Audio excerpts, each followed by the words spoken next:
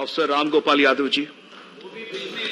श्रीमान, आपको बहुत बहुत धन्यवाद। चूंकि 3 बजे हेल्थ कमेटी की मीटिंग थी, इसलिए मेरे अनुरोध को आपने स्वीकार कर लिया। मैं केवल 2 मिनट बात करूंगा, 3 मिनट भी नहीं।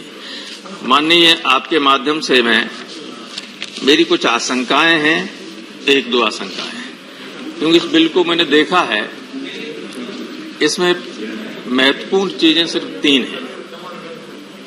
एक तो इन इंस्टीट्यूट्स को इंस्टीट्यूट ऑफ नेशनल इंपॉर्टेंस का नाम देना, दूसरे बोर्ड ऑफ गवर्नर्स की नियुक्ति का प्रोसीजर क्या क्या होना, और तीसरी काउंसिल, उसकी जो सेंट्रल बॉडी है उसको। मेरी आशंका ये है कि जब जब किसी संस्था को नेशनल इंपॉर्टेंस का नाम दिया गया, तब तब उसमें ओबीसी और एससी एसटी का आरक्षण खत्म कर दिया गया। तो क्या मंत्री जी अपने जब जवाब दें तो बताएं, मैं शायद यहाँ न हूं, कि क्या इसके नाम देने से भी ये लोग इसकी फैकल्टी में आने से, या डिग्री और पोस्ट ग्रेजुएट क्लासेज में जो बच्चे पढ़ेंगे उनके एडमिशन्स में ओबीसी और एससी एसटी के रिजर्वेशन को बनाए रखेंगे या खत्म कर देंगे?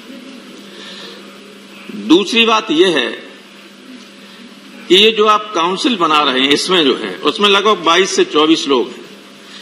उसमें 3 एमपीज और 2 कुछ एसोसिएशन वगैरह के लोग हैं जो हटके हैं, और सब केंद्र सरकार के जुड़े हुए लोग, सारे के सारे।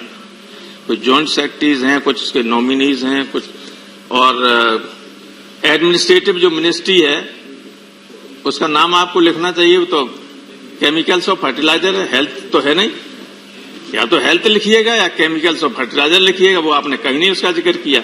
संभवतः आगे ये दवा वगैरह वाला आप हेल्थ में लेना चाहते हैं, ले लो तो ज्यादा अच्छा है, क्योंकि पोर्टफोलियो आपके पास है, दैट इज अनदर थिंग।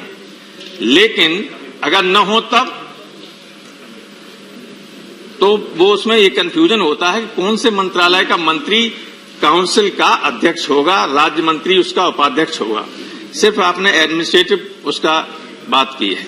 और काउंसिल में जब इतने लोग हैं तो मेरा सुझाव है कि कम से कम एक व्यक्ति उसमें आप ओबीसी का, एक एससी का और एक एसटी का अवश्य रखें। एक महिला को रखा है, आपने अच्छा किया है, लेकिन इन लोगों को तो रखना चाहिए, क्योंकि ये कम से कम ये तो देखते रहेंगे कि नीचे जो पढ़ने वाले लोग हैं और फैकल्टी में आने वाले लोग हैं, इन वर्गों के लोगों के साथ जब अन्याय होता है तो इन वर्गों का जब कोई नहीं होता तो बोलता नहीं कोई। वहां बहुत कम लोग ऐसे होते हैं उनके हितों की रक्षा करते हैं। मैं यहाँ लंबी बात नहीं कहना चाहता हूं, मैंने टाइम सिर्फ 2 मिनट के लिए कहा था, लेकिन मेरा आपसे अनुरोध यही है, क्योंकि इसमें आपने उद्देश्य कहीं लिखे ही नहीं।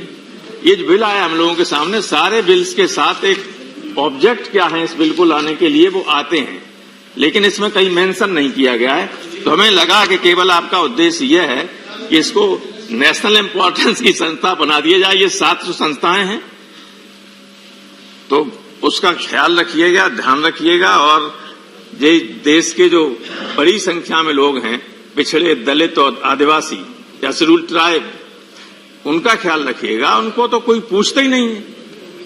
अब वैकेंसी निकलती हैं, आप देख लीजिए यूजीसी और सब में कहीं नहीं है। और कितने लोग हैं ये सब जानते हो आप। 1 मिनट में भूपेन्द्र जी बैठे हुए हैं, पता करिए क्या है लोगों का।